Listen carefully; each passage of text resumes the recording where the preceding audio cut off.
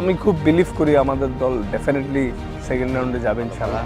Cup নেওয়া ভালো করে না, কাপ নিতে চাই। 2011 পর থেকে বাংলাদেশ যে কয়টা বিশ্বকাপ খেলতে গেছে, ক্রিকেটারদের বিশ্বাস থাকুক আর না থাকুক, দর্শকরা, বাংলাদেশের সমর্থকরা বিশ্বাস করত এইবার বাংলাদেশ বিশ্বকাপ জিতবে।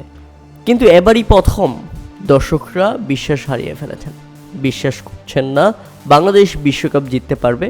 তাই তো এটাও হতে পারে বাংলাদেশ বিশ্বকাপ জেতার একটা বড় কারণ, যেমনটা চমকে দিয়েছিলেন শ্রীলঙ্কা। আমরা দেখেছিলাম শ্রীলঙ্কার তরুণ নির্ভর দল 2022 এশিয়া কাপ কীভাবে জিতেছিল পাকিস্তান ইন্ডিয়াকে হারিয়ে। তাই দর্শকরা বিশ্বাস হারালেও বিশ্বাস হারাননি নাজমুল হোসেন পাপন।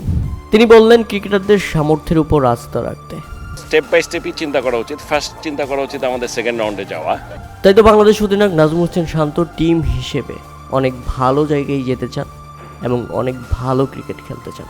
আর শান্তকে দারুণভাবে সাহস দিলেন মাহমুদুল্লাহ রিয়াদ। তিনি বললেন, আই হোপ ওর যে লিডারশিপ কোয়ালিটি আছে ইনশাল্লাহ বাংলাদেশের জন্য ভালো করবে। বিশ্বের মধ্যে একমাত্র ক্রিকেটার যিনি কিনা এখন পর্যন্ত সবগুলো বিশ্বকাপের আসরেই খেলেছেন। টি-20 বিশ্বকাপের নবম আসরেও খেলতে যাচ্ছেন সাকিব আল হাসান। তাই তো বিশ্বসেরা অলরাউন্ডারের কাছে বাংলাদেশের প্রত্যাশাটা অনেক বেশি। তাই সাকিবও চান দর্শকদের প্রত্যাশা পূরণ করতে।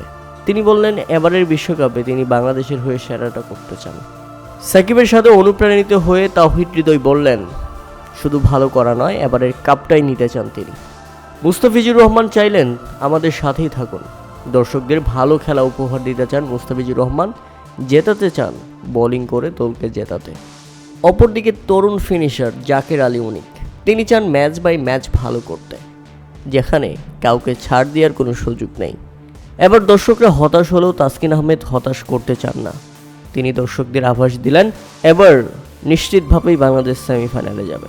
ড্রেসিং রুমের ঝামেলা বাংলাদেশে কম হয়নি, তবে এবার বিশ্বকাপে যাওয়ার আগে নিজেদের বন্ডিং স্ট্রং বলে দাবি করছেন তানজিম হাসান সাকিব।